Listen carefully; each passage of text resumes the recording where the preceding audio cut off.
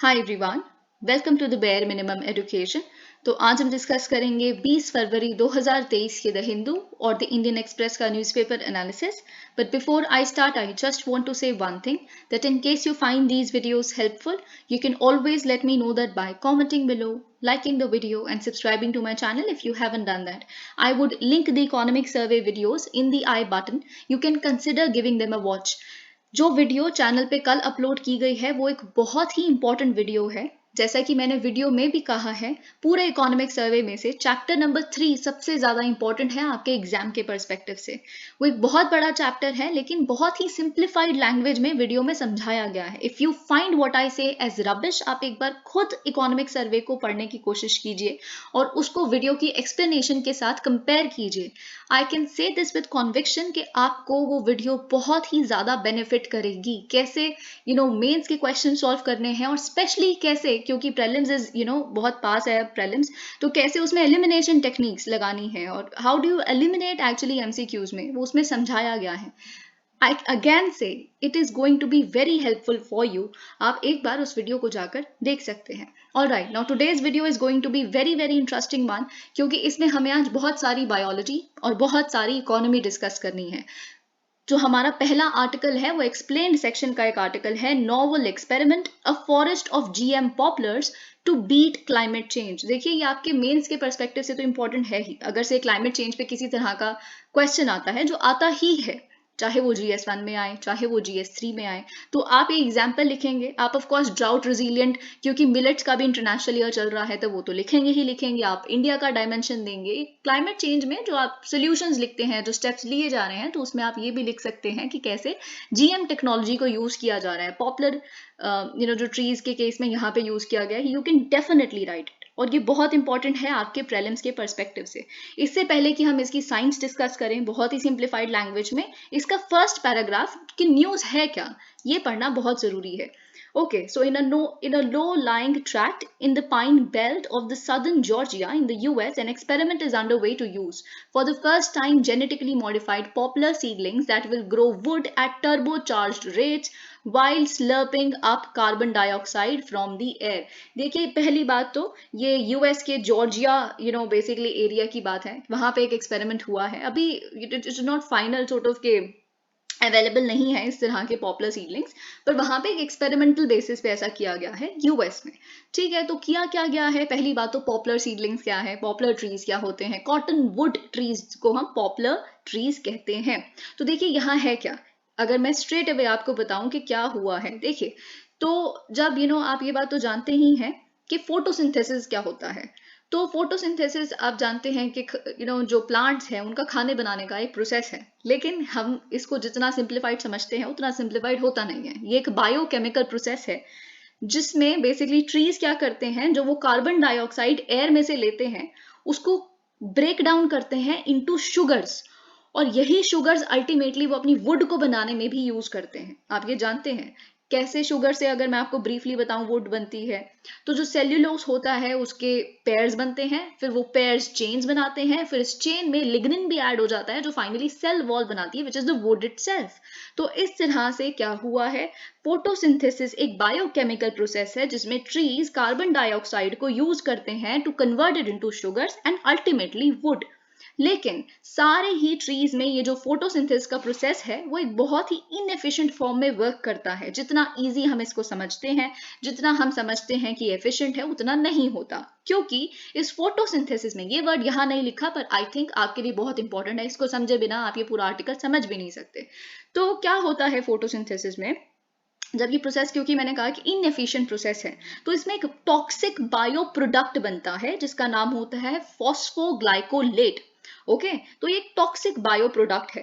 तो ऐसा नहीं है कि ट्रीज के पास कोई मैकेनिज्म नहीं है इसके साथ डील करने का या to get rid of this. है, ट्रीज इससे अपना छुटकारा पाने के लिए फोटो रेस्पिरेशन करते हैं ताकि वो इसको रिमूव कर सके। लेकिन क्या होता है, फोटो रेस्पिरेशन में काफी एनर्जी लगती है, लेकिन अगर ये एनर्जी यहां नहीं लगती तो इसकी अपॉर्चुनिटी कॉस्ट क्या है, ग्रोथ। ये एनर्जी जो उन्होंने फोटो रेस्पिरेशन में ये बेसिकली फॉस्फोग्लाइकोलेट को निकालने में लगा दी, वो एनर्जी अपनी ग्रोथ में लगा सकते थे और वुड बनाने में लगा सकते थे, अपने बढ़ सकते थे। अब यही बेसिकली इनएफिशिएंसी है फोटोसिंथेसिस की। लेकिन अब यहाँ पे एक बायोटेक्नोलॉजी फर्म है यूएस की, लिविंग कार्बन उसका नाम है।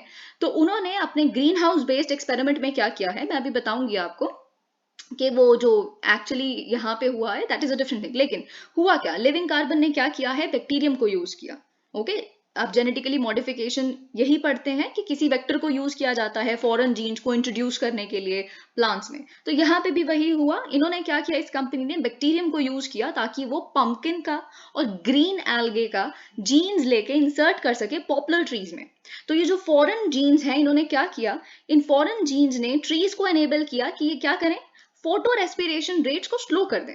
मतलब इतनी एनर्जी वहां नहीं जानी चाहिए। फिर आप कहेंगे कि ये जो हमने टॉक्सिक बायो प्रोडक्ट देखा था फॉस्फोग्लाइकोलेट, फिर उसका क्या होगा, ये तो और बेकार और इनएफिशिएंसी रह जाएगी। तो इसके लिए भी एक यहाँ पे इन्होंने जुगाड़ किया, इसी जीएम टेक्नोलॉजी में हुआ। तो ये जो जीन्स, फॉरेन जीन्स ने क्या किया, पहला क्या किया, फोटो रेस्पिरेशन रेट्स को स्लो कर दिया ताकि फालतू एनर्जी वहां खर्च ना हो। और साथ ही में उन्होंने क्या किया, जो ये जो फॉस्फोग्लाइकोलेट है, टॉक्सिक बायो प्रोडक्ट है, इसी में से इन्होंने कार्बन रिसाइकिल कर दी। अभी कार्बन दोबारा रिसाइकिल होके उनके पास आ गई, जो दोबारा शुगर्स में कन्वर्ट हो सकती है, और इन्हीं शुगर से तो वुड बनेगी ना। तो ग्रोथ क्या हुई, दोनों तरह से एक्सेलरेट हो गई, टर्बो चार्ज हो गई। ठीक है, बची हुई शुगर्स को आप वुड में भी कन्वर्ट कर रहे हैं, और जो आपकी फोटो रेस्पिरेशन में फालतू एनर्जी नहीं जा रही, वो एनर्जी भी ग्रोथ में लग रही है। तो ये बेसिकली यहाँ पे हुआ है। लेकिन देखिए एक और चीज जो मैंने अभी आपको बताया, तो ऑफ कोर्स ये आप समझ गए होंगे कि ये एक लार्ज स्केल सोल्यूशन हो सकता है अगर ये ट्रीज लार्ज स्केल पे उगाए जाएं क्लाइमेट चेंज के लिए। ओके, तो ये चीज तो हमने देख ही ली। पर साथ ही में यहाँ पे आपको ये पता होना चाहिए कि ये जो जॉर्जिया के केस में, वैसे तो इनका जो ग्रीन हाउस बेस्ड टेस्ट हुए हैं उसमें उन्होंने बैक्टीरियम को यूज किया, लेकिन ये जॉर्जिया के केस में इन्होंने एक ओल्ड टेक्निक को यूज किया है। यहाँ पे आप पढ़ सकते हैं जीन गन मेथड। तो यानी कि जो पंपकिन और ग्रीन एल्गे से फॉरेन जीन्स लिए हैं, ये जीन गन मेथड के माध्यम से ट्रीज में इंसर्ट किए गए हैं, ट्रीज के क्रोमोसोम्स में। ओके, अब ये जीन गन मेथड आपके एग्जाम परस्पेक्टिव से बहुत इंपॉर्टेंट है। ये क्या करता है, तो देखिए इसमें आप फिजिकली इंट्रोड्यूस करते हैं डीएनए को इनटू प्लांट सेल्स। अब देखिए प्लांट सेल्स क्यों, ऐसा क्या है, गन क्यों चाहिए इसके केस में, क्योंकि प्लांट सेल्स में एक एडिशनल वॉल होती है, एक एडिशनल बैरियर होता है जिसे हम सेल वॉल कहते हैं, राइट, जिसको ब्रेक करना बहुत ही ज्यादा मुश्किल है। प्लाज्मा मेम्ब्रेन के बाद एक और बैरियर है, दैट इज सेल वॉल, और वो काफी ज्यादा रिजिड है। तो इसीलिए जीन गन क्या करता है, gene gun plant cell wall को बॉम्बार्ड करने की कोशिश करता है with many DNA coated metal particles. ये बेसिक आपकी बायोलॉजी है, जो आई होप आप अपने 10th क्लास में, 9th क्लास में इस तरह की चीजें सुन के पढ़ के आए हैं। ओके, तो इसमें क्या किया जाता है, मेटल पार्टिकल्स होते हैं, गोल्ड होता है, टंगस्टन होता है, पैलेडियम होता है, रोडियम होता है, प्लैटिनम होता है, इरिडियम होता है। आपको कुछ ना कुछ याद जरूर आ रहा होगा। तो इन मेटल पार्टिकल्स को कोट किया जाता है जो जो जिस तरह का फॉरेन डीएनए, फॉरेन जीन्स हमने जो लेने हैं, ठीक है, तो उसके माध्यम से वो बेसिकली गन शूट करते हैं। और फिर वो क्या करता है, जो हमने मेटल पार्टिकल्स दिए हुए हैं जिसके ऊपर हमारा फॉरेन डीएनए कोटेड है, तो ये मेटल पार्टिकल्स क्या करते हैं, they would punch holes in the cell wall, और फिर वो सेल वॉल के थ्रू पास कर जाते हैं, एंटर कर जाते हैं प्लांट सेल्स में, और फाइनली जो डीएनए होता है ये मेल्ट होकर डिफ्यूज हो जाता है, और जो उसने अपना काम करना है करेगा। ठीक है, तो ये basically gene gun bombardment. Let me check if anything is left here. Okay, with photosynthesis ये हमने डिस्कस कर लिया, those inefficiencies among other factors limit fast. Okay, हर चीज यहाँ पे डिस्कस कर ली गई है। हाँ, तो एक चीज जो यहाँ पे रहेगी वो ये है कि इनके एक्सपेरिमेंट्स ये बताते हैं कि इस माध्यम से जो हमने किया है, ये फॉरेन जीन्स इंट्रोड्यूस किए पंपकिन से, ग्रीन एल्गे से, इससे हमने देखा है कि 50% फास्टर ग्रो किया है नॉन मॉडिफाइड ट्रीज के कंपैरिजन में इस तरह के ट्रीज ने, ठीक है, पॉपुलर ट्रीज ने। तो ये आप, आई होप सब कुछ समझ आ गया होगा आपको यहाँ पे।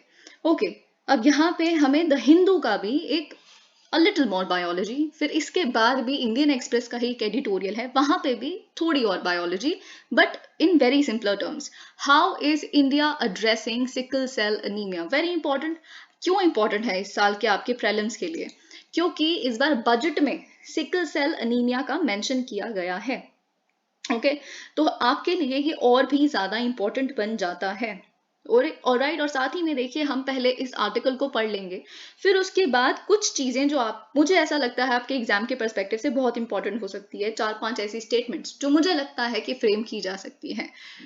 क्या किस तरह की सिकल सेल अनीमिया और थैलेसीमिया में डिफरेंस। ओके, मुझे ऐसा लगता है कि आपसे पूछा जा सकता है क्योंकि दोनों ही ब्लड सेल या ब्लड डिसऑर्डर्स हैं, और उसमें क्या डिफरेंस होगा हम बायोलॉजी अभी डिस्कस करेंगे, पर उससे पहले इस आर्टिकल में क्या लिखा है हमारे लिए वो जानना बहुत जरूरी है। और अगर आपके मेंस में किसी तरह की ऐसा क्वेश्चन आ गया, रेयर डिसीजेज या फिर निग्लेक्टेड डिसीजेज, वो भी एक एपिडेमिक कॉज कर सकती हैं एक दिन, इस तरह का कोई क्वेश्चन आ गया, क्योंकि अब क्वेश्चंस वैसे नहीं आ रहे जो पिछले 2-3 साल पहले तक आया करते थे। स्पेशली 2022 का जो मेंस का पेपर, कोई भी आप सब्जेक्ट उठा के देख लीजिए, कोई भी जीएस पेपर उठा के देख लीजिए, बहुत बहुत ही ज्यादा अनकन्वेंशनल आए हैं। तो since it has come up in the budget, so the UPSC expects you to know a little more about it.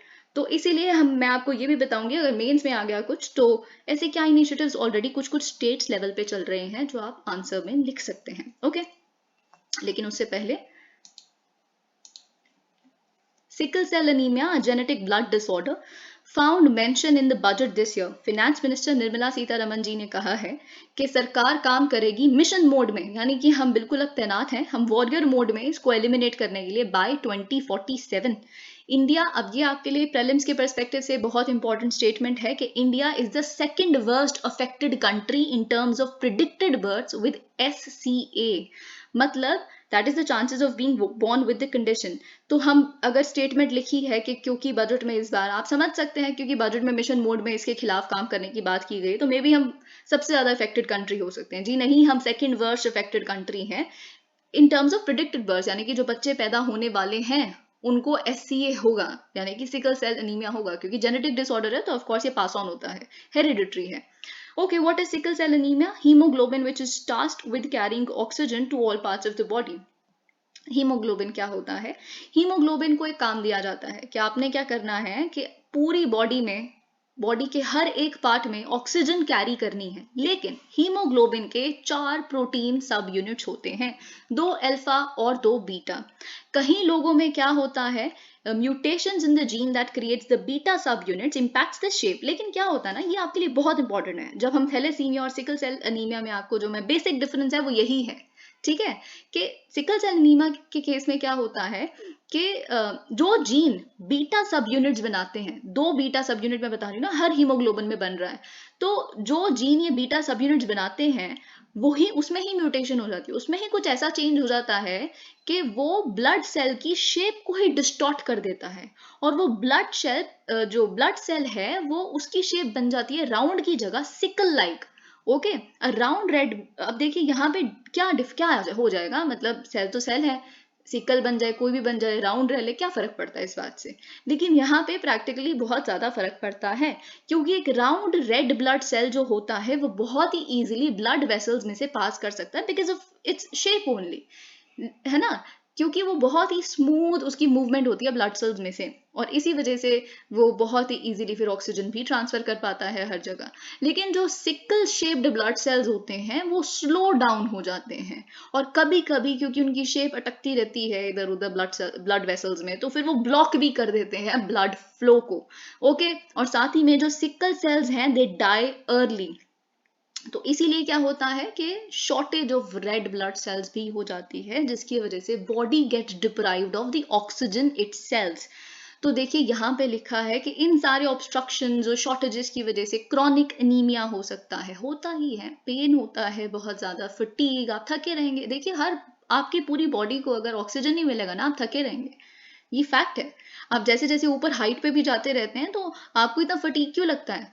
इसीलिए लगता है क्योंकि ऑक्सीजन की कमी है और एक्टिव हो रही है आपकी बॉडी ऑक्सीजन प्रोड्यूस करने में, so that is why fatigue feel होता है बहुत ज्यादा।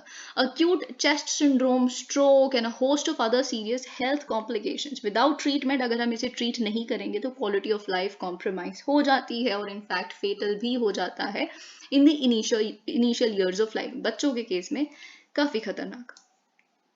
Does SCA only affect some? Research and okay, तो यहाँ पे लिखा है कि जो हीमोग्लोबिनोपैथीज होता है, disorders of the blood, is more common. Very important fact for you, क्योंकि इस पे हम केस स्टडी देख चुके हैं, ठीक है। तो ट्राइबल पॉपुलेशंस के केस में ज्यादा प्रेवलेंट होती हैं ये इस तरह के blood disorders than non tribal communities in India. Okay, साथ ही में रिसर्च ने ये भी बताया है कि sickle cell anaemia is prevalent in communities residing in areas where malaria is endemic, जहां जिस जोग्राफिकल रीजन में मलेरिया का प्रेवलेंस बहुत ज्यादा है, चांसेस बढ़ जाते हैं कि वहां पे सिकल सेल एनीमिया होने के प्रोबेबिलिटी भी बहुत ज्यादा है। अगर हम बात करें मिडिल 1940s की, doctors found out that those with sickle red blood cells were more likely to survive. लेकिन यहाँ पे क्या है ना, अब खैर अब इसको हम अच्छा तो क्या बोलें, या फिर इसको हम मतलब अगर आपको मलेरिया को सरवाइव करना है कि मलेरिया की वजह से आपकी डेथ ना हो, या मलेरिया सीवियर मलेरिया की बात कर रही हूँ, मलेरिया का रेजिस्टेंट बनाना अपनी बॉडी को, तो आपको सिकल सेल एनीमिया हो जाए। लेकिन सिकल सेल एनीमिया अपने में ही कितना बुरा डिसऑर्डर है, कोई ये नहीं चाहेगा। पर ये फैक्ट है कि जिसको बेसिकली सिकल सेल एनीमिया होता है, they are more likely to survive malaria, उनको मलेरिया अफेक्ट नहीं करता यूजुअली, जो साउथ अफ्रीका में आप देखते हैं। ठीक है, those with the trait in some South African countries, in some African countries, were found to be potentially resistant to lethal forms of malaria and had a survival advantage. The sickle cell trait, thus, तो वही चीज, ये evolutionary advantage दिया जाता है कि immunity है आपको मलेरिया एपिडेमिक्स के खिलाफ, अगर आपको सिकल सेल एनीमिया है तो। इंडिया के केस में जिन स्टेट और यूटीज में ट्राइबल पॉपुलेशंस बहुत ज़्यादा है, उन्हीं केस में हम सबसे ज़्यादा मलेरिया का केस तोड़ भी देखते हैं, और उन्हीं केसेस में हम सबसे ज़्यादा सिकल सेल एनीमिया का केस भी देखते हैं।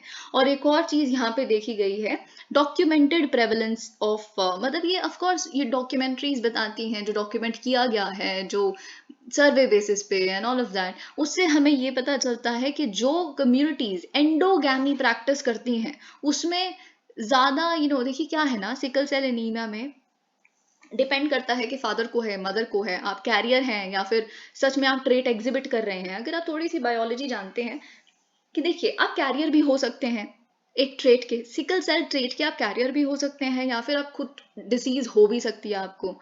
लेकिन दोनों ही केसेस में चांसेस हो जाता है कि आपके बच्चे को ट्रांसफर होगा, नहीं भी हो सकता, मे बी वो भी कैरियर ही बन के रह जाए, लेकिन फिर उसके बच्चे को होने के चांस हो जाते हैं। ठीक है, लेकिन एंडोगैमी में ये प्रॉब्लम्स और बढ़ जाती है। एंडोगैमी में क्या होता है कि आप विद इन कम्युनिटी शादी करते हैं, जब विद इन कम्युनिटी आपका जो सेक्सुअल इंटरकोर्स अपने पार्टनर के साथ होता है, तो जब आप ट्राइबल कम्युनिटी में ही शादियां हो फॉर एग्जाम्पल, है ना, तो ट्राइबल पॉपुलेशन में हमें पता है कि प्रेवलेंस भी बहुत ज्यादा है सिकल सेल एनीमिया की, तो केसेस प्रोबेबिलिटी बहुत बढ़ जाती है कि दोनों फादर और मदर इस केस में सिकल सेल एनीमिया से या तो गुजर रहे हैं या कैरियर्स हैं। अगर दोनों ही कैरियर्स है तो ऑब्वियसली बच्चे को होगा ही होगा कहीं ना कहीं। तो ये चीज यहाँ पे इसीलिए एंडोगैमी यहाँ से रिलेट की गई है।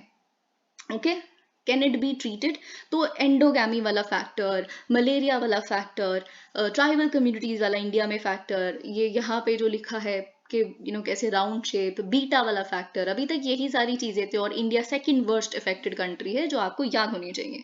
कैन इट बी ट्रीटेड, क्या इसे ट्रीट किया जा सकता है? देखिए सिकल सेल एनीमिया एक जेनेटिक डिसऑर्डर है, तो अगर हम इसे कंप्लीटली एलिमिनेट करना चाहते हैं, है ना, तो फिर इसके लिए कोई बहुत ही बड़ा मेजर साइंटिफिक ब्रेक थ्रू ही चाहिए।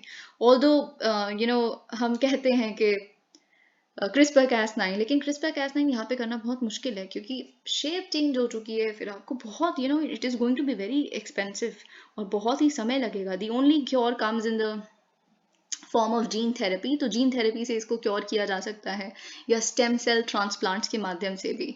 ठीक है, लेकिन वो कॉस्टली है और अभी भी डेवलपमेंटल स्टेजेस में है। ब्लड ट्रांसफ्यूजन, वेयर इन, अब देखिए यहाँ पे ब्लड ट्रांसफ्यूजन भी एक बेसिकली पॉसिबल ट्रीटमेंट है, जिसमें क्या होता है कि रेड ब्लड सेल्स, जो डोनर ब्लड है, कोई डोनर है उसने अपना ब्लड डोनेट किया, उसके ब्लड में से रेड ब्लड सेल्स को एक्सट्रैक्ट कर लिया जाता है और फिर वो पेशेंट को दे दिया जाता है, क्योंकि उसके रेड ब्लड सेल्स तो कम हो रहे हैं ना, डाइंग बहुत जल्दी, और वो सही भी नहीं है। ठीक है, सो क्योंकि परमानेंट क्योर नहीं है तो ये एक ट्रस्टेड ट्रीटमेंट रहती है, but challenges include a scarcity, लेकिन फिर यहाँ पे भी डोनर्स इतने नहीं हैं। दूसरा चैलेंज क्या है कि सेफली सप्लाई हो पाएगा ब्लड की नहीं हो पाएगा, रिस्क ऑफ इन्फेक्शन, क्योंकि नीडल्स एंड ऑल, ये सब बहुत सारी चीज़ें यहाँ पे चैलेंजेस रहते हैं। अब इंडिया ने इतने इस समय में क्या किया है, अब क्योंकि हम सेकंड वर्स्ट इफेक्टेड कंट्री है, तो ऐसा नहीं है कि आज ही बन गए हैं, हमें ये चीज़ पता है, तो हमने कुछ तो स्टेप्स लिए होंगे। तो जो Indian council of medical research है और नेशनल रूरल हेल्थ मिशन है, डिफरेंट स्टेट्स में वो आउटरीच प्रोग्राम्स को अंडरटेक कर रहे हैं for better management and control of the disease. जो मिनिस्ट्री ऑफ ट्राइबल अफेयर्स है, उन्होंने एक पोर्टल भी लॉन्च किया है जहाँ पे लोग खुद को रजिस्टर कर सकते हैं, अगर या तो वो डिसीज से गुजर गए हैं या गुजर रहे हैं, या फिर वो ट्रेट के कैरियर हैं। समझ रहे हैं आप? In order to collate all information related to SCA among tribal groups. तो ये चीज पोर्टल के बारे में आपको मिनिस्ट्री ट्राइबल अफेयर्स के बारे में पता होना चाहिए, नेशनल रूरल हेल्थ मिशन के बारे में पता होना चाहिए, और साथ ही में इन द बजट। अब देखिए यहाँ पे एक चीज़ है, यहाँ पे थोड़ा सा हम क्रिटिकली एनालाइज कर लेते हैं बजट ने क्या क्या। बजट में यूनियन हेल्थ मिनिस्टर ने कहा कि देखिए जो गवर्नमेंट है, हम क्या क्या करेंगे। जब बोल दिया निर्मला सीतारमन जी ने कि हम मिशन मोड में डील करने की कोशिश करेंगे और एलिमिनेट करेंगे 2047 से, तो ऐसी बस बोल दिया तो हो नहीं जाएगा, कुछ तो इम्प्लीमेंट करना पड़ेगा, तब होगा ना। तो वही यूनियन हेल्थ मिनिस्टर ने बताया कि क्या करेगी सरकार। सरकार plans to distribute special cards, तो सरकार स्पेशल कार्ड्स देगी ट्राइबल एरियाज में। जो 40 साल से कम उम्र के लोग हैं उनमें कार्ड्स दिए जाएंगे कि मतलब आप डिफरेंट डिफरेंट कैटेगरीज में जो स्क्रीनिंग करवाई जाएगी, स्क्रीनिंग से जो रिजल्ट आएगा कि आप ट्रेड के कैरियर हैं, आपको डिसीज है या पॉसिबिलिटी है, या सेफ जोन में है, इस तरह से कार्ड्स बांटे जाएंगे। और फिर उस बेसिस पे इस मिशन को, इस तरह के स्क्रीनिंग को, कार्ड्स को, ये क्या होगा, नेशनल हेल्थ मिशन के तहत बेसिकली कवर किया जाएगा। लेकिन कुछ डॉक्टर्स का और रिसर्चर्स का क्या कहना है कि देखिए ऑफ कोर्स अच्छी बात है कि हमें स्टेटस तो पता चल जाएगा पेशेंट का कार्ड सिस्टम के माध्यम से, लेकिन साथ ही में क्या आपको ऐसा नहीं लगता कि ये इंडिविजुअल को स्टिग्मेटाइज कर देगा।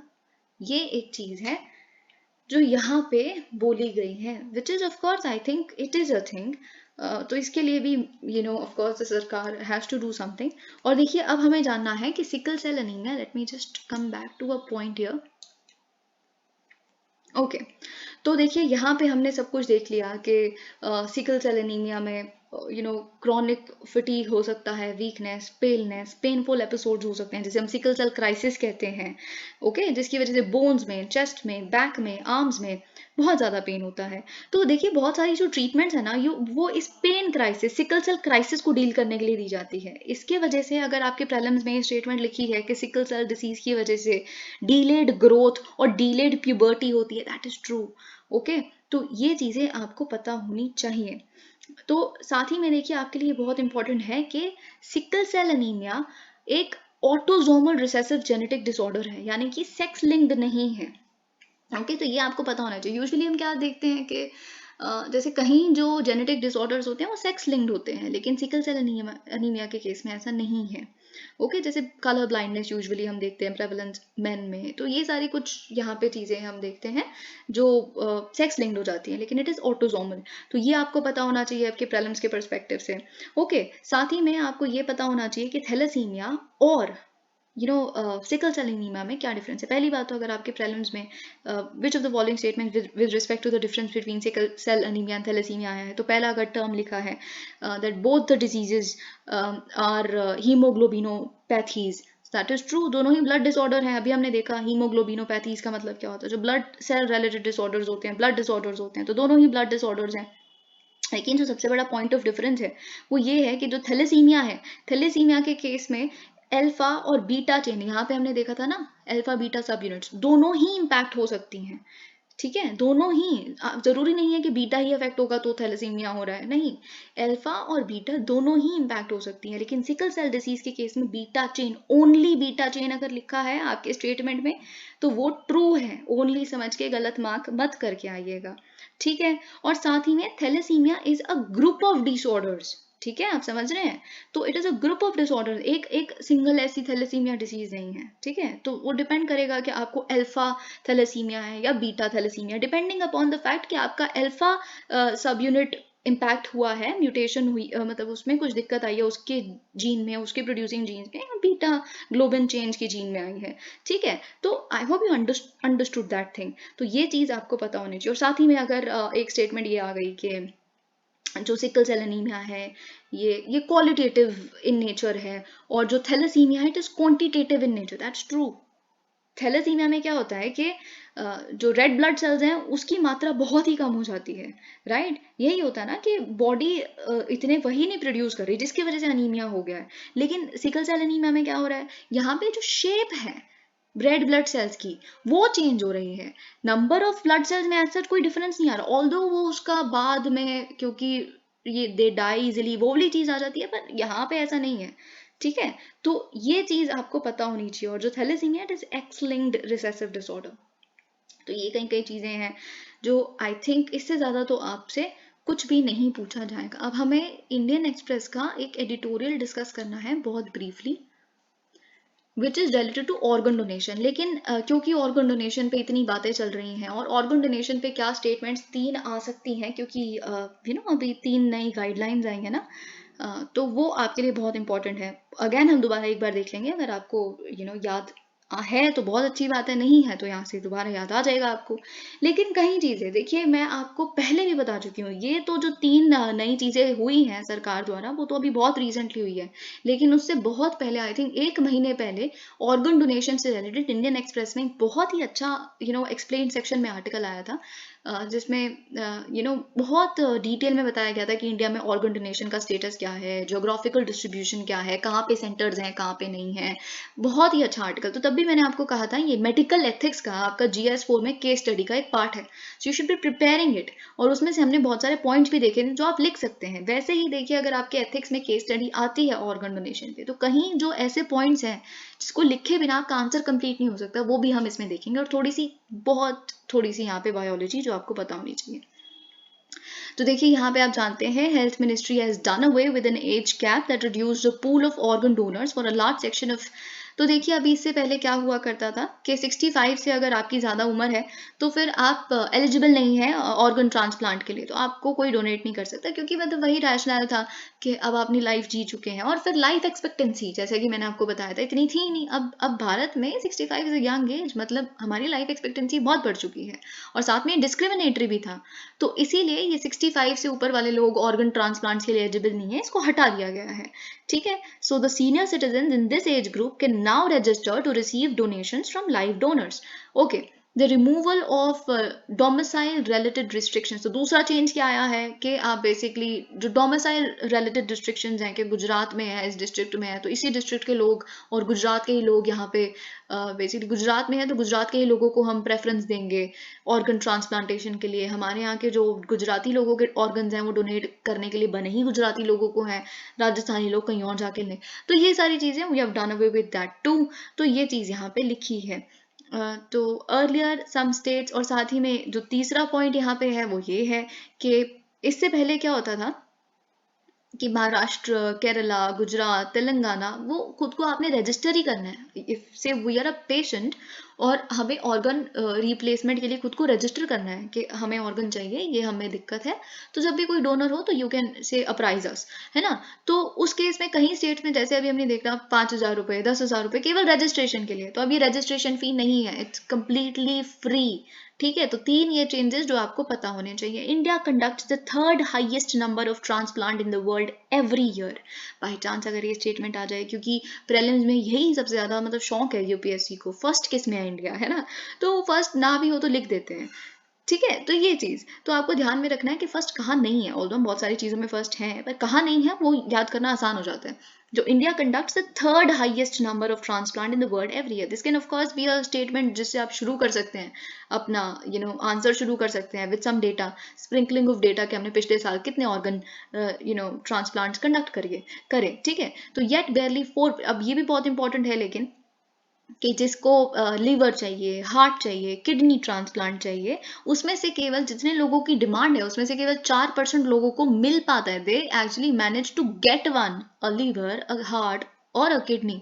ठीक है, the percentages are very likely to go up. लेकिन ये जो चेंजेस आए हैं रूल्स में, जो लास्ट ही वीक आए हैं, वो अगर जब इफेक्ट में आएंगे तो हम एक्सपेक्ट करते हैं ये परसेंटेज ऊपर चली जाएगी। The organ shortage problem is however a complex one that continues to confound planners even in nations whose healthcare systems are far better equipped than that of India's। लेकिन ऐसा नहीं है, देखिए हर चीज़ में बढ़ चढ़ के भारत में तो होता ही नहीं है, भारत में कोई सपोर्ट नहीं है, ये नहीं। अरे पूरे जहाँ पे बेटर इक्विप्ड भी है ना जो देश, वहाँ पे भी बहुत ही मुश्किल है ऑर्गन ट्रांसप्लांटेशन या ये जो ऑर्गन शॉर्टेज प्रॉब्लम है उसके साथ डील करना। ठीक है, the country's organ transfer law recognises donations by the patients. तो देखिए, ये बहुत इंपॉर्टेंट है, क्योंकि अब हर चीज़, जैसे कि मैंने आपको बताया, मेंटल हेल्थ पे इतनी बात हो रही है तो आपको पता होना चाहिए मेंटल हेल्थ एक्ट है एक 2017 में भारत का, उसके प्रोविजंस क्या है। अगर फॉर एग्जांपल आपके मेंस में कुछ नहीं आता मेंटल हेल्थ से रिलेटेड, सिर्फ एक क्वेश्चन आ जाता है, what are the provisions of mental health act 2017 to deal with the prevalent mental health crisis in the country, तो क्या लिखेंगे, आपको तो पता ही नहीं है उसके बारे में। तो वैसे ही अब ऑर्गन डोनेशन के बारे में इतनी सारी बात हो रही है, तो ऑर्गन डोनेशन का जो कन्वेंशन है भारत में या ऑर्गन ट्रांसफर लॉ है, उस क्या है उसके प्रोविजंस, ये आपको पता ही नहीं है तो फिर आप क्या करोगे। ठीक है, तो प्रीलिम्स में यहाँ पे क्या आएगा कि अगर according to the country's organ transfer law, donations by the patient's close relatives like parents, spouses and siblings is recognized. That's true. ये तो आप ना भी पढ़ा हो आपने तो आपको आसपास देख के आपको समझ आ जाएगा। लालू प्रसाद जी की बेटी ने उनको जब अपना किडनी दिया तो आई थिंक आपको ये समझ, आई थिंक लीवर, पता नहीं, जो भी किडनी दिया है ना एक, तो आपको पता है कि ये इस तरह के केसेस आप आए दिन अपने आसपास सुनते हैं। तो मतलब जो पेरेंट्स हैं, स्पाउसेस हैं, सिबलिंग्स हैं, इवन बच्चे हैं जो, वो एलिजिबल होते हैं कि बेसिकली ऑर्गन देने के लिए, डोनेट करने के लिए। तो नंबर .1 ऐसा ही स्टेटमेंट आ गई तो आपको पता ही होगा, in case a near relative is medically. लेकिन अगर कोई भी नियर रिलेटिव, चाहे वो आपका हस्बैंड हो, वाइफ हो, भाई हो, बहन हो, वो मेडिकली इनकम्पैटिबल है अगर, ठीक है, मेडिकली इनकम्पैटिबल पता आप कब होते हैं, ऑर्गन डोनर और ऑर्गन रिसिपिएंट, जब आपका ब्लड बेसिकली जो ब्लड ग्रुप होता है वो कंपैटिबल ना हो, उस केस में होता है। ठीक है, तो अगर आप कंपैटिबल नहीं है तो यहाँ पे एक शब्द लिखा है, the pair is permitted a swap transplant with another related unmatched pair. अब इस लाइन का मतलब क्या है, और ये अगर आपके प्रीलिम्स में आ जाए तो आपको इसका मतलब ही ना समझ आए तो आप कहाँ इसका आंसर समझ पाएंगे कि आंसर क्या है। तो देखिए यहाँ पे होता है एक पेयर्ड एक्सचेंज प्रोग्राम कहते हैं इसे। ठीक है, ऑर्गन डोनेशन की दुनिया में एक पेयर्ड एक्सचेंज प्रोग्राम भारत में अलाउड होता है, जिसमें क्या होता है कि आप सपोज कीजिए एक मदर है, एक सन है, ठीक है, और एक और मदर है, एक और सन है, मदर 1 सन 1, मदर 2 सन 2। ठीक है, तो यहाँ पे क्या होना था, जो पहली वाली मदर और सन का जो पेयर है वो इनकम्पैटिबल है एक दूसरे से। सन ने डोनेट करना है मदर को, लेकिन सन क्या है, मेडिकली इनकम्पैटिबल है उनको डोनेट करने के लिए। अब लेकिन एक और जो दूसरा हमने पेयर देखा, मदर 2 सन 2 का, अब इसमें क्या है, ये वाला सन 2 मदर 2 को देने के लिए इनकम्पैटिबल है मेडिकली। लेकिन क्या है, ये जो सन 2 है ना, वो मदर 1 को दे सकता है, सन 1 मदर 2 को दे सकता है। तो क्या होगा, आपस में सलाह मशवरा करके, ऑल्दो आप क्लोज रिलेटिव्स नहीं है पर ऐसा पेयर आया है तो उनकी सहमति से वो मान जाते हैं, तो इन चारों में ये क्रॉस हो सकता है। This is a paired exchange programme and this is allowed in India. Okay, specially kidneys के केस में हम ये बहुत देखते हैं, तो ये चीज़ आपको पता होनी चाहिए। अब हम थोड़ा एथिक्स आ जाते हैं जो आप जरूर लिखेंगे। But by all counts a majority of organ donation in the country are not by the close kin of patients. ये चीज़ आपको पता होनी चाहिए। अगर आपके प्रीलिम्स में ये स्टेटमेंट आती है कि majority of the organ donors जो भारत में हैं वो क्लोज रिलेटिव्स हैं, आप समझेंगे हाँ बिल्कुल यही होगा, क्योंकि सैरोगेसी का भी एक अभी बिल लाया गया था, एक्ट आया है जिसमें क्लोज रिलेटिव से होना है, तो सब कुछ क्लोज रिलेटिव्स का ही होता होगा, जो बिल्कुल गलत है।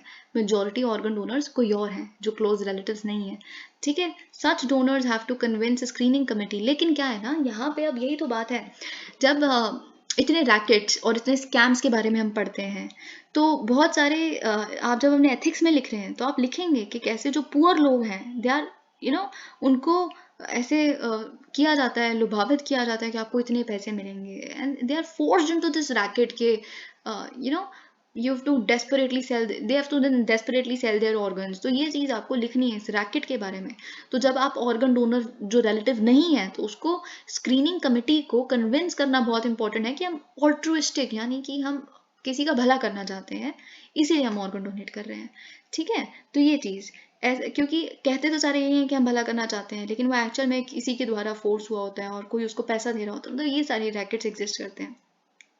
Suggestions to make the proceedings of the committees more transparent have largely been ignored by the authorities, but the country's growing burden of lifestyle diseases mean that such tasks cannot be put off for long. Increasing the pool of organs will require regulatory activity without regulatory creativity without compromising on ethical imperatives, including those related to showing sensitivity to the concerns। अब ये बहुत important है। देखिए, भारत ना थोड़ा सा unique एक case है, जैसे कि हमने उस आर्टिकल में भी पढ़ा था कि भारत यूनिक केस क्या है ना, कि जो प्रोस्पेक्टिव डोनर के रिलेटिव्स होते हैं, जैसे अगर मैं ऑर्गन्स डोनेट करना चाहती हूँ, मैं कहूँ मेरे मरने के बाद मैंने रजिस्टर भी कर दिया है खुद को, और मेरे मरने के बाद देखिए, मेरे रजिस्टर करने के बावजूद, ये भी आपके प्रीलिम्स के पर्सपेक्टिव से बहुत इंपॉर्टेंट है और हम डिस्कस कर चुके हैं, मेरे रजिस्टर करने के बावजूद कि मेरे मरने के बाद मेरे ऑर्गन्स डोनेट होने चाहिए, तब भी मुझे अपनी फैमिली को कन्विंस करना पड़ेगा कि प्लीज़ आप तब अपना कंसेंट दे दीजिएगा, तब भी मेरी फैमिली से कंसेंट मांगा जाएगा मेरे मरने के बाद भी कि आप क्या ऑर्गन्स डोनेट करने के लिए रजिस्टर करके गई थी, आप रेडी हैं इनके ऑर्गन्स डोनेट के लिए। तो ये चीज़ है, और ज़रूरी नहीं है भारत में हर एक डोनर के जो रिलेटिव हैं वो इससे अग्री करें, और हमारे अपने रीजंस हैं इस चीज़ के पीछे, ठीक है। तो इसीलिए आप इस चीज़ को इग्नोर नहीं कर सकते। तो जो एक हमने देखा था स्पेन में, बहुत सारी और वेस्टर्न कंट्रीज में जो ऑप्ट आउट जो सिस्टम एग्जिस्ट करता है, कि मतलब क्या है, बाय डिफॉल्ट मरने के बाद आपके ऑर्गन्स डोनेट होने ही होने हैं, पर अगर आप बस उस पर क्रॉस कर देंगे तो नहीं होगा, ऑप्ट आउट करेंगे तो नहीं होगा, पर ऑप्ट इन ही है आप, वैसे माना जाता है। तो वो इंडिया के लिए, तो यहाँ पे इनका कहना है ऑथर का, ये सही सिस्टम नहीं है, यहाँ नहीं हो सकता वो, ठीक है। तो इसीलिए, और साथ ही में अब बहुत अच्छी बात है कि ऑर्गन डोनेशन पे अवेयरनेस जनरेट हो, वो खुद से आई चीज़ें, माइंडसेट बदले, जो भी है वो खुद से धीरे धीरे हो। इसलिए सरकार ने क्या किया है, आपको याद होगा, हमने जब हम ये आर्टिकल डिस्कस कर रहे थे तो हमने देखा था कि सरकार ने स्कूल करिकुलम में बोला है कि हम एक चैप्टर ऑर्गन डोनेशन अवेयरनेस से रिलेटेड लेके आएंगे। Good enough, okay. तो ये सारी चीज़ें, आई थिंक आप एक बहुत अच्छा आंसर भी लिख सकते हैं खुद से अब। और साथ ही में आप अगर प्रीलिम्स में कुछ आ जाए तो ऑलमोस्ट आप हर आंसर कर सकते हैं हर क्वेश्चन का। अब देखिए यहाँ पे एक और बहुत इंपॉर्टेंट क्वेश्चन हम डिस्कस करेंगे चाइल्ड मैरिजेस के ऊपर। अब चाइल्ड मैरिजेस पे एक क्वेश्चन आएगा ही, अब वो किस तरह का क्वेश्चन आएगा, GS1 में आएगा, GS4 में केस स्टडी आएगी, वी डोंट नो, ओके। कैसे भी आ सकते हैं, मे बी दोनों में आ जाए, मे बी ऐसे आ जाए, ठीक है। तो अब क्यों आएगा, क्योंकि चाइल्ड मैरिज का ऑफ कोर्स डेटा आया है रिसेंटली, और साथ ही में जो चाइल्ड मैरिज से रिलेटेड हम अरेस्ट देख रहे हैं असम के केस में, और जिसको वाइड स्प्रेड क्रिटिसिज्म भी मिल रही है, तो उसी केस में हम देखिए जो भी यहाँ पे लिखा है ना, उड़ीसा के केस में, यहाँ पे जितना भी मटेरियल इसमें आया है, जो भी कंटेंट यहाँ लिखा है, हम बिट्स एंड पीसेज में उड़ीसा पे कुछ ना कुछ चाइल्ड मैरिज से रिलेटेड पिछले जितने भी महीनों से हम ये कर रहे हैं वीडियोस, उसमें आया है, और हमने सारे पॉइंट्स डिस्कस किए हुए हैं, एक पॉइंट को छोड़ के।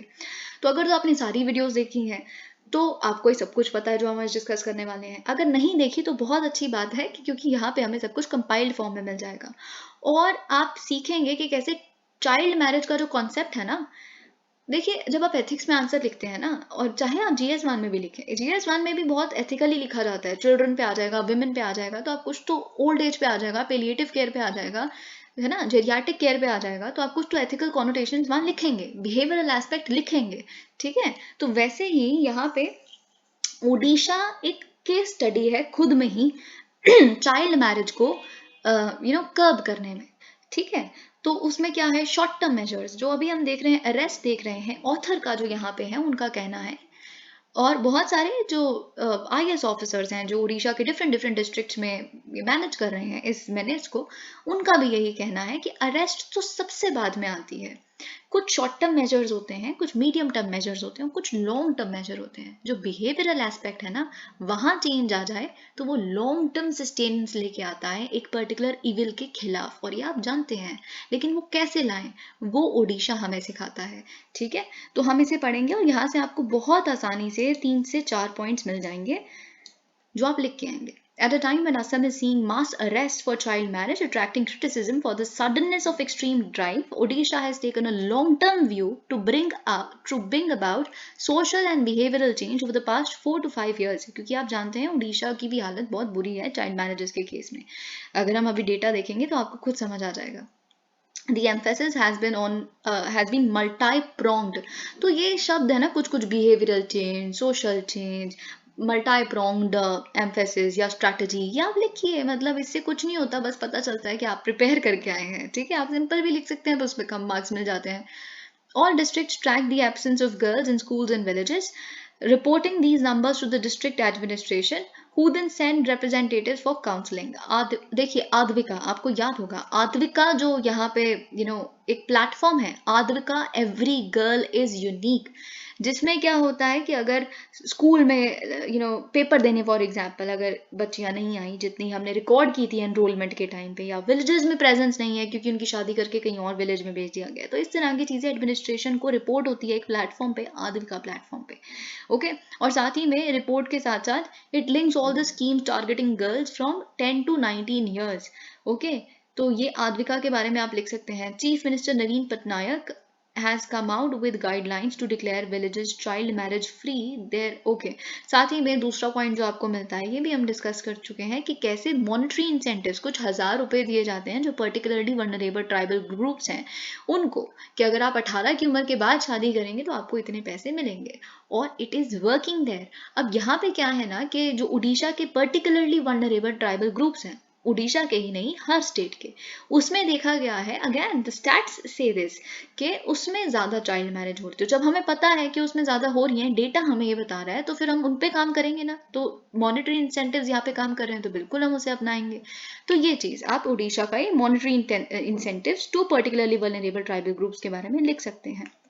और साथ ही में यहाँ पे एक चीज़ लिखी, एक डिस्ट्रिक्ट कलेक्टर हैं सुबर्णपुर के, ओके, अबोली नारवणे, तो उन्होंने बेसिकली यहाँ पे, अब अगेन देखिए there are many aspects to it. तो आप कल्चरल एस्पेक्ट लिखते हैं तो एक सॉन्ग है सत्यमेव जयते का, आपको याद होगा मे बी, ओरी चिरैया, ठीक है, तो वो song deals with child marriage का, अगर आई थिंक आपने सुना ही होगा, किसने नहीं सुना।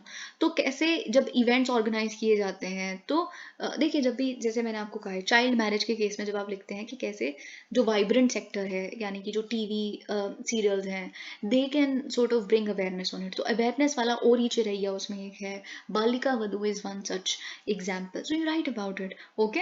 तो वैसे ही जैसे कि मैं आपको बता रही थी कि उड़ीसा के केस में तो डेटा से इसके वहाँ पे एक दिक्कत है। तो नेशनल फैमिली हेल्थ सर्वे 4 के केस में 21.3% यहाँ पे प्रेवलेंस दिखा रहा था चाइल्ड मैरिज का, which is come down to 20.5% NFHS 5 के माध्यम से, क्योंकि उन्होंने काम किया है 4 से 5 साल में पिछले। लेकिन कुछ डिस्ट्रिक्ट्स ऐसे हैं जहाँ पे 39.4% girls are married under the age of 18 years, which is something very serious. तो इन जगहों पे क्या होता है कि पुलिस को लाया जाता है ना, police comes into picture. Orissa police was brought into picture. The inspectors in charge of police stations were assigned the job of conducting monthly meetings. अब यहाँ पे पुलिस ऐसे नहीं अरेस्ट करने आ जाती है पहले ही, पुलिस यहाँ पे मंथली मीटिंग्स कंडक्ट करती है इन द कम्युनिटी। वो डिस्कस करती है dropping out from school and child marriages को, किनके साथ डिस्कस करती है, पंचायत के साथ, पेरेंट्स के साथ, चिल्ड्रन के साथ, उन अडोलेसेंट गर्ल्स के साथ खुद। और जो पुलिस स्टेशन है उनको चाइल्ड फ्रेंडली बनाया जाता है, ताकि जो गर्ल्स है they feel empowered to approach the police any time they see anything of that sort happening, okay. तो ये चीज, the communication has been around loss of education, the health issues with teenage pregnancy. तो देखिए क्या करेगी police, मतलब conduct करके meeting में क्या बातें करते होंगे, ये बातें करते होंगे ना कि सर और मैम आपको ये बात नहीं पता कि टीनेज जो आप जल्दी शादी कर देंगे तो टीनेज प्रेगनेंसी हो जाती है, उससे कितनी आपकी बच्ची की जान जा सकती है, उस बच्चे की जान जा सकती है जो आगे पैदा होगा, बहुत सारी और कॉम्प्लिकेशंस हो सकती है। ये बातें उनको दिमाग से भी और इमोशनली भी समझाने की कोशिश की जाती है, और बहुत सारी स्कीम्स के बारे में बताया जाता है जो एम्पावरमेंट के लिए बच्चियों की बनी है, ठीक है। तो ये चीज़, उसका एक बहुत अच्छा एग्जाम्पल जो आपको यहाँ मिलता है जो हमने नहीं डिस्कस किया, जिसका नाम है किशोरी जागरूकता सप्ताह, यानी कि एडोलेसेंट सेंसिटाइजेशन वीक, ओके। तो इस तरह से जो police comes into picture and they sensitize the community, parents, panchayat, everybody on these particular issues, okay. अब यहाँ पे एक बात बोली है डिस्ट्रिक्ट एडमिनिस्ट्रेशन ने वहाँ के, एक ओवर एम्फेसिस ऑन प्रोसिक्यूशन यानी कि arrest will take the administration nowhere when the issue is deeply rooted in culture and social norms. आप इस पे क्या सोचते हैं हमें नहीं पता, पर ये आर्टिकल ये कहता है, और साथ ही में एक एडिटोरियल हमने पहले भी डिस्कस किया था जिसमें उन्होंने ये बात लिखी थी कि जब चीज़ें बैन कर दी जाती है ना तो वो अंडरग्राउंड चली जाती हैं, वो मिटती नहीं है ऐसे। जैसे हमने बिहार के केस में, गुजरात के केस में देखा, तो वहाँ पे जो हुज ट्रेजेडी हुई है, इलीगल लिकर जो बन रहा है वो इसीलिए क्योंकि लिकर बैन है। अब देखिए ये चीज़ बहुत कॉम्प्लेक्स है और हम उस पर अभी एक कुछ मैटर डिस्कस नहीं कर रहे हैं, तो मैं बस एक एग्जाम्पल दे रही हूँ आपको जो हमने पढ़ा है। In a few cases arrest have been made during rescue of child, लेकिन ऐसा नहीं है जहाँ पे अरेस्ट होनी होती है या अरेस्ट भी होती है, ठीक है। जब आप चाइल्ड ब्राइड को जाके मंडप में रेस्क्यू कर रहे हो तो अब अरेस्ट तो करोगे ना उनको, तो ये चीज होती है।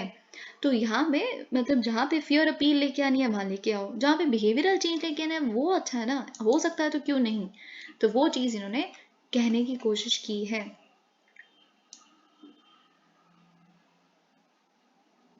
अब देखिए यहाँ पे क्योंकि हम अर्थक्वेक से रिलेटेड इतना कुछ डिस्कस कर रहे हैं, तो देखिए क्या होता है ना, जब अर्थक्वेक टर्की में आया तो बिल्डिंग्स कोलैप्स हो जाती हैं, बिल्डिंग का वेट इतना होता है कि there's no possibility of you surviving. तो उस केस में यहाँ पे fighting seismic threats in Kashmir the Mughal style, तो मुगल कुछ ऐसी बिल्डिंग्स हुआ करती थी, उसमें एक ऐसे कुछ स्ट्रक्चर्स हैं। हमारा एम क्या है ना, अर्थक्वेक से कैजुअलिटीज ना हो उसको करने का। अर्थक्वेक तो कभी भी होना है तो होना है, हमको आपको किसी को कुछ नहीं पता, कोई उसको प्रिडिक्ट नहीं कर सकता। पर हमारा यहाँ पे मकसद ये है कि लोगों की जान ना जाए।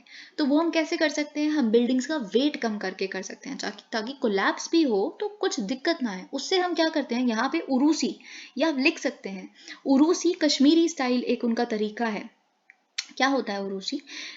It's a Mughal era home architectural element.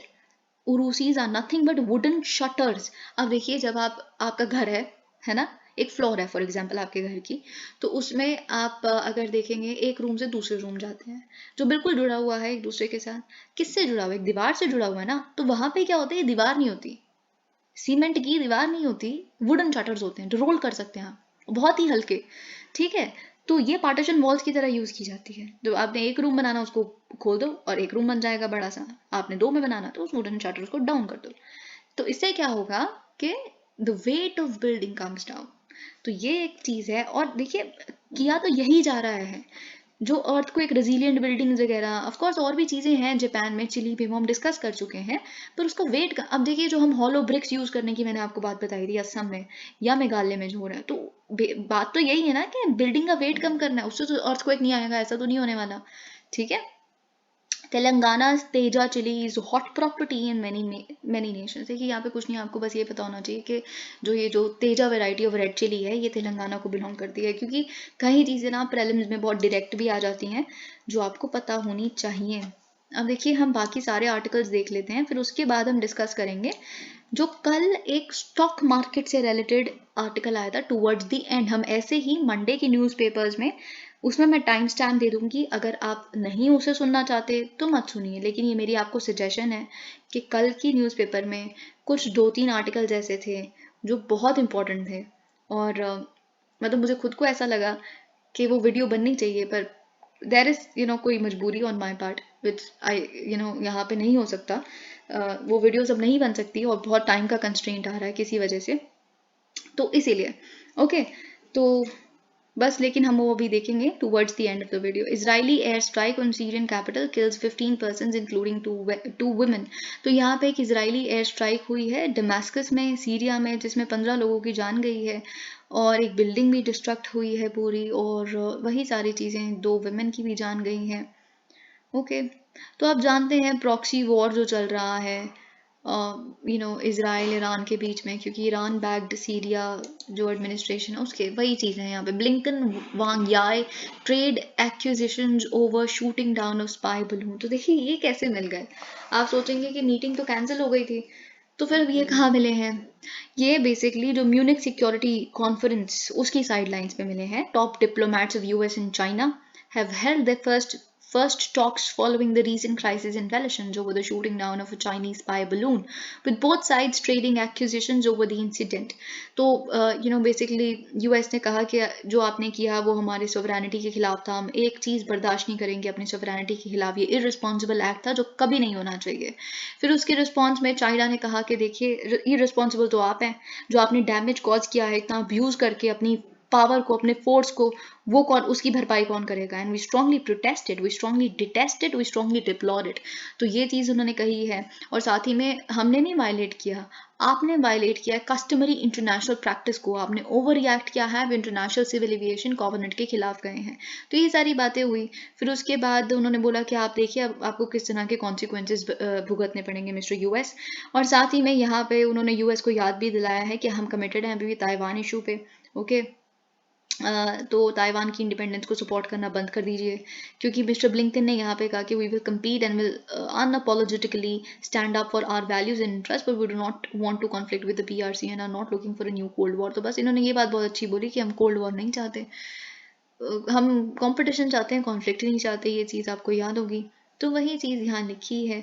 Ukraine crisis पे भी दोनों डिफर करते हैं। Mr Blinken had warned about the consequences of China if China provides material support to Russia और assistance with systemic sanctions evasion. तो मिस्टर वांग ने reject किया है इस वार्निंग को, बोला है चाइना यूएस की फिंगर पॉइंटिंग और coercion targeting China Russia relation को एक्सेप्ट नहीं करता, हमारा जो मन होगा हम जो मटेरियल भेजना चाहें देंगे। Corroded wires among causes of Moby tragedy SIT. तो देखिए गुजरात गवर्नमेंट ने अपॉइंट किया था एक स्पेशल इन्वेस्टिगेशन टीम को जिसने ये बताया है, फाइंड आउट किया है प्रेलिमिनरी प्रोब में कि कोरोजन हुई थी nearly half of the wires में, जिसकी वजह से बेसिकली हमने ये मॉर्बी ट्रेजेडी में कॉजेटिव एजेंट था ये। ठीक है, तो वही चीज़ यहाँ पे लिखी है। Let's see what comes out of it. India plans to export solar power official. तो यहाँ पे लिखा है by 2026 Indian industry will be able to manufacture every year solar modules that can generate 100 gigawatts of power and help the country to be a net exporter of solar power. ये basically हमारा target भी है, आप जानते हैं 500 gigawatt of electricity capacity जो non fossil fuel से आनी चाहिए 2030 तक, ये बात आप जानते हैं। तो यहाँ इतना कुछ नहीं है, nothing much here.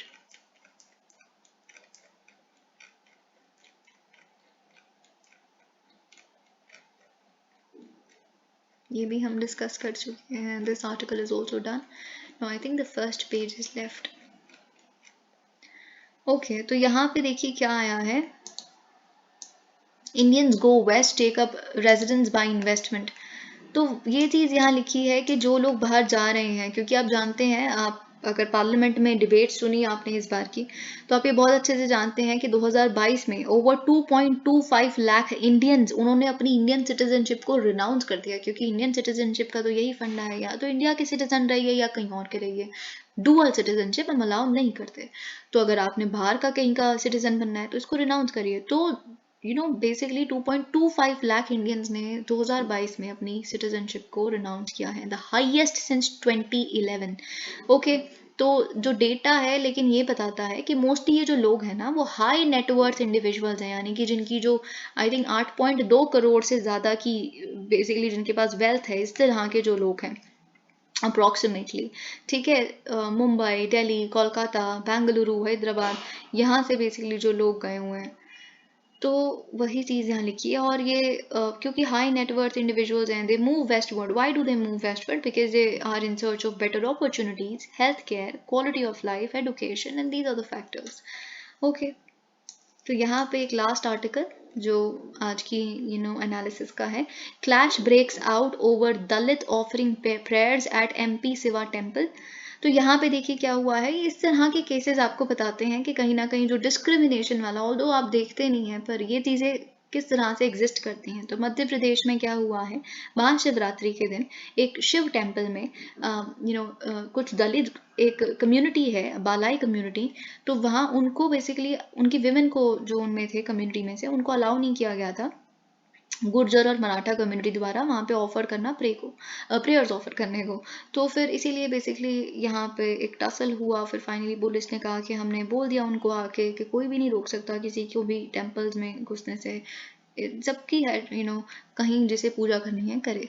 तो ये चीज़ यहाँ पे हुई और इस over a dozen people were left with minor injuries also. तो of course this is not a good thing. तो ये चीज़ हमें पता चली। How is the stock market regulated in India? तो ये चीज़ आपके लिए बहुत इम्पॉर्टेंट होने वाली है जो भी हम यहाँ पे डिस्कस करेंगे। ओके, अब देखिए ये हर एक चीज़, क्योंकि आप जानते हैं स्टॉक मार्केट्स ऑल्दो आपके लिए बहुत इंपॉर्टेंट ना होता, क्योंकि मिस्टर अडानी और उनका ये जो कंट्रोवर्सी छिड़ गई है वो इट इज़ इनटू एवरीथिंग। हर दिन कुछ ना कुछ है इस पे, LIC, everything is intermingled and तो बहुत कुछ है। पार्लियामेंट में जो हो रहा है JPC तो वो अडानी कंट्रोवर्सी आ रहा है। हर चीज़ में it is so much prevalent at the moment कि हमें ये डिस्कस करना ही पड़ेगा। एंड आई अश्योर यू, अगर कोई भी क्वेश्चन स्टॉक मार्केट से रिलेटेड आता है तो इससे ज़्यादा अच्छा मटेरियल कंटेंट आपको कहीं नहीं मिल सकता, क्योंकि प्रीलिम्स में क्वेश्चंस इसी तरह से बनते हैं। और हम देखेंगे, हम साथ साथ में देखेंगे कि किस तरह से आपके लिए इंपॉर्टेंट है। On February 10 the supreme court आज, तो February 10 को क्या हुआ, सुप्रीम कोर्ट ने बोला सेबी को और सरकार को कि आप देखिए एग्जिस्टिंग रेगुलेटरी जो फ्रेमवर्क है ना, तो आप उसको बेसिकली आप put them into place to protect investors from share market volatility. तो शेयर मार्केट में जो वॉलेटिलिटी है उसे इन्वेस्टर्स रिटेल इन्वेस्टर स्पेशली जो हैं वो इम्पैक्ट नहीं होने चाहिए। तो जो भी रेगुलेटरी फ्रेमवर्क है सरकार और सेबी, आप प्लीज़ उनको पुट इन टू प्लेस और उसको ध्यान से लगाइए। What are the laws governing the market, very important. अगर आपके प्रीलिम्स में लिखा है कि जो सिक्योरिटीज मार्केट है भारत की, इट इज रेगुलेटेड बाय 4 की लॉज, है ना, तो उसमें कंपनीज एक्ट लिखा है। या फिर अगर यही क्वेश्चन है which of the following laws govern the securities market in India, और उसमें एक एक्ट लिखा है द कंपनीज एक्ट 2013, तो आप सोचेंगे ये नहीं हो सकता शायद। या फिर उसमें कोई एक और एक्ट लिखा है डिपॉजिटरी एक्ट 1996, तो आप सोचेंगे ये नहीं हो सकता, ये तो कुछ और होता होगा। और अगर आपको डिपॉजिटरीज का मतलब, आपने डीमैट अकाउंट वाला मेरा वीडियो देखा था जिसमें हमने डिस्कस किया तो आपको याद होगा, बट स्टिल तो आपको ये पता होना चाहिए जो भारत की सिक्योरिटीज मार्केट है वो उस पर 4 लॉज अप्लाई करते हैं, रेगुलेट करते हैं बेसिकली 4 लॉज। एक है द कंपनीज एक्ट 2013, दूसरा है the securities and exchange board of India act 1992 SEBI act जिसे आप कहते हैं, तीसरा है the securities contracts regulation act 1956 SCRA, और चौथा है डिपॉजिटरीज एक्ट 1996। और ये जो इन चारों लॉज का जो फ्रेमिंग है ये दिखाता है कि क्या एवोल्यूशन था और डेवलपमेंट, किस तरह से बेसिकली हमने एक बाय एक करके इन तरह के लॉज को बनाया, ओके, कैपिटल मार्केट को रेगुलेट करने के लिए भारत की। अब जो सेबी एक्ट है 1992 का, वो पावर देता है, एम्पावर करता है सेबी को कि आपने प्रोटेक्ट करना है इंटरेस्ट ऑफ इन्वेस्टर्स को। Very important from your prelims perspective, अगर लिखा है that the SEBI Act 1992 empowers SEBI to protect the interest of investors and to promote the development of capital or securities market besides regulating. That's true. SEBI was given the power. SEBI के पास क्या power है ये तो आपको शायद पता ही होगा, पर आपके प्रीलिम्स के पर्सपेक्टिव से अगर नहीं पता तो बहुत इंपॉर्टेंट है। सेबी के पास पावर दी गई है कि आप रजिस्टर करेंगे इंटरमीडियरीज को, जैसे stock brokers, merchant bankers, portfolio managers, और आप रेगुलेट करेंगे इनकी फंक्शनिंग को बाय प्रिस्क्राइबिंग एलिजिबिलिटी क्राइटेरिया, और क्या कंडीशंस हैं अगर ये अपनी एक्टिविटीज को कैरी ऑन करना चाहते हैं, और क्या बेसिकली पीरियोडिक इंस्पेक्शंस करने का क्या टाइम पीरियड होगा, किस तरह से कंडक्ट की जाएंगी, तो ये सेबी ने करना है। It also has the power to impose penalties, और साथ ही में आपके प्रीलिम्स के पर्सपेक्टिव से अगेन बहुत इंपॉर्टेंट, क्योंकि यूपीएससी इस तरह के स्टेटमेंट्स बहुत पूछती है, it has the power to impose penalty. तो सेबी के पास पावर है कि वो मॉनेटरी पेनल्टी अगर हम देखें वो इम्पोज कर सकती है, और साथ ही में और भी पेनल्टी के रूप में सस्पेंड भी कर सकती है, कैंसिल भी कर सकती है किसी की रजिस्ट्रेशन, किसी स्टॉक ब्रोकर की, मर्चेंट बैंकर की, उसे लगे अगर सही से काम नहीं कर रहे तो। द SCRA, अब हम देखिए दूसरे एक्ट पे आ जाते हैं। अभी हमने सेबी एक्ट देख लिया, अब हम SCRA एक्ट देख लेते हैं, सिक्योरिटीज कॉन्ट्रैक्ट्स रेगुलेशन एक्ट 1956। तो ये क्या एम्पावर करता है सेबी को कि आपके पास पावर है कि आप रिकग्नाइज भी कर सकते हैं और डी रिकग्नाइज भी कर सकते हैं स्टॉक एक्सचेंजेस को, आप रूल्स प्रिस्क्राइब कर सकते हैं, बाय लॉज प्रिस्क्राइब कर सकते हैं इनकी फंक्शनिंग को, आप ट्रेडिंग रेगुलेट कर सकते हैं, आप क्लियरिंग रेगुलेट कर सकते हैं, आप सेटलमेंट ऑन स्टॉक एक्सचेंजेस को रेगुलेट कर सकते हैं, किस तरह से होगी, कब अकाउंट में जाएंगी, क्या तरीका है, सब कुछ। As part of the development of the securities market, parliament passed. अब साथ ही में फिर हमने अब SCRA एक्ट भी देख लिया, उससे क्या पावर मिलती है सेबी को ये भी देख लिया। अब हम देख लेते हैं एक और एक्ट को, ठीक है। तो as part of the development of securities market, parliament ने पास किया डिपॉजिटरीज एक्ट को, depositories act 1996, and SEBI made regulations to enforce the provisions. तो देखिए ये एक्ट तो जो डिपॉजिटरीज एक्ट है वो पार्लियामेंट ने पास किया, लेकिन ऑफ कोर्स कोई एक्ट बनता है तो उससे रिलेटेड रूल्स आप किसी बॉडी को डेलीगेट कर सकते हैं कि आप पार्लियामेंट के बिहाफ पे बना लो, सरकार के बिहाफ पे बना लो, है ना।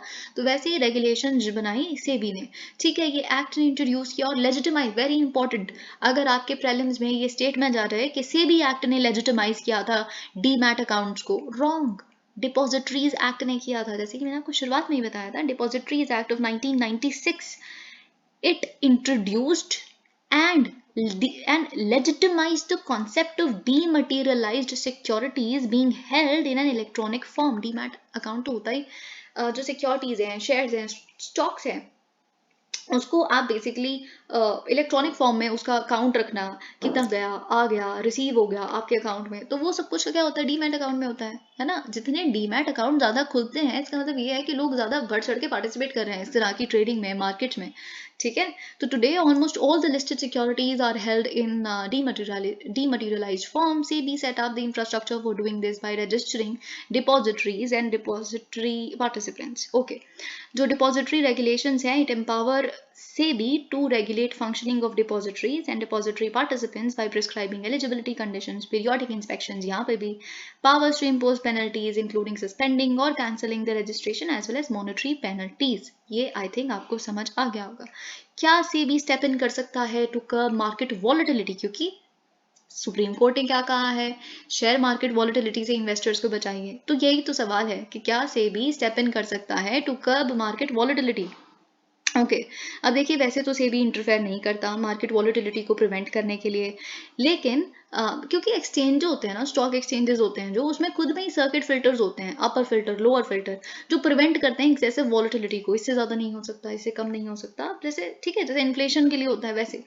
पर SEBI क्या है, SEBI डायरेक्शंस इशू कर सकता है of to those who are associated with the market and has powers to regulate trading and settlement on stock exchanges. Using these powers, SEBI can direct stock exchanges to stop trading. अगर SEBI को कुछ सही नहीं लगता तो stock exchanges को direct कर सकता है, पूरे स्टॉक एक्सचेंज को, कि आप ट्रेड करना बंद कर दीजिए टोटली और सिलेक्टिवली. इन दिनों के लिए मत कीजिए, 1 महीने के लिए मत कीजिए, इस टाइम मत कीजिए, या कंप्लीटली बंद कर दीजिए.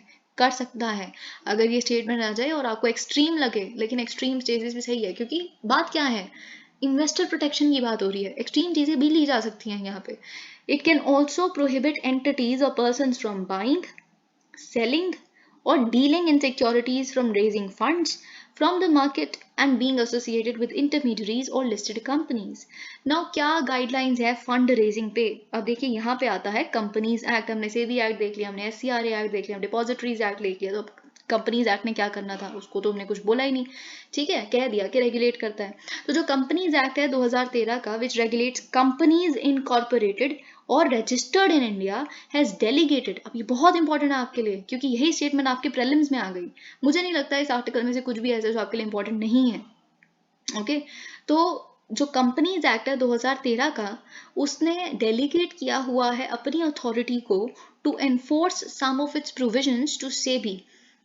ओके कि बेसिकली जो मेरे एक्ट में, मैं एक एक्ट हूँ, मेरे अंदर जो प्रोविजंस लिखे हुए हैं उनको एनफोर्स करने के लिए हम बेसिकली आपको अपनी पावर डेलीगेट करते हैं, ठीक है, इंक्लूडिंग द रेगुलेशन. तो यानी कि वैसे जो कंपनीज एक्ट में लिखा है कि रेजिंग किस तरह से कैपिटल रेज करना है, कॉर्पोरेट गवर्नेंस, पीरियोडिक डिस्क्लोजर्स, ये सारी चीज़ें जो हैं वो कंपनीज एक्ट ने बेसिकली प्रोविजंस लिखे हुए हैं अपने में, लेकिन उसको एनफोर्स कौन करेगा, SEBI करेगा, ठीक है.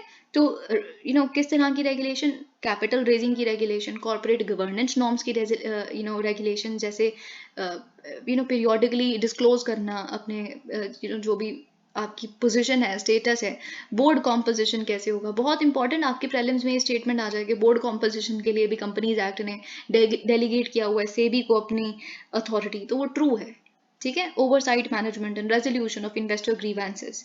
इन order to regulate fund raising activities, SEBI first brought out a set of guidelines, जिसको हम कहते हैं, जो फंड रेजिंग एक्टिविटीज को रेगुलेट करने के लिए जब कंपनीज एक्ट ने आपको कह दिया कि फंड रेजिंग एक्टिविटीज को आप रेगुलेट कर सकते हैं मेरे बिहाफ पे, तो इसलिए SEBI लेके आया पहली सेट ऑफ गाइडलाइंस, जिसका नाम है disclosure and investor protection guidelines, ठीक है, जो finally which were thereafter subsumed into a more comprehensive issue of capital and disclosure. तो फिर उसके बाद ये बेसिकली सब्ज्यूम हो गई एक और comprehensive issue of capital and disclosure requirement regulations के अंडर, in order to ensure that listed companies followed corporate governance norms.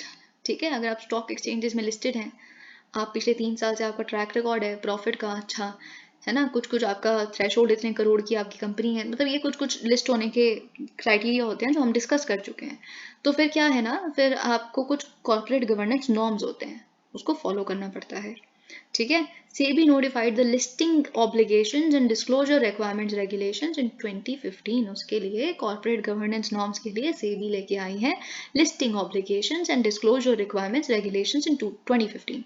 Besides these regulations, the collective investment regulations define. तो साथ ही में अगर हम इन regulations के साथ और देखिए क्या है, collective investment regulations भी हैं जो collective investment scheme को कैसे define करती है, जो डिफाइन करती है बेसिकली कलेक्टिव इन्वेस्टमेंट स्कीम को, प्रोवाइड करती है penal actions against those running unregistered CIS schemes. Entities involved in fundraising through issue of capital such as merchant bankers are also regulated through specific regulations. I hope अभी तक देखिए, अभी तक सब कुछ आपके लिए इम्पोर्टेंट ही था. ओके तो अब हम देखते हैं व्हाट अबाउट स्टॉक एक्सचेंजेस. अब देखिए, जो फिर हम आ गए SCRA एक्ट पे 1956 वाले. इससे एम्पावर किया हुआ है सेबी को कि आप रिकग्नाइज कर सकते हैं एंड रेगुलेट कर सकते हैं स्टॉक एक्सचेंजेस को, और फिर बाद में कमोडिटी एक्सचेंजेस को भी भारत में रेगुलेट करने का इनको पावर दे दिया गया. इससे पहले ये कौन करता था आपके प्रीलिम्स के पर्सपेक्टिव से बहुत इंपॉर्टेंट. इससे पहले स्टॉक एक्सचेंजेस को, कमोडिटी एक्सचेंजेस को रेगुलेट किया करती थी यूनियन गवर्नमेंट, ठीक है, केंद्रीय सरकार. तो ये आपको पता होना चाहिए. इनफैक्ट द टर्म सिक्योरिटीज, अब अगर आपके प्रीलिम्स में ये स्टेटमेंट आ जाए कि SCRA एक्ट में, है ना, तो ये जो डिफाइन किया गया है the term securities को, that is true. In fact, the term securities is defined in the SCRA and powers to declare an instrument as a security.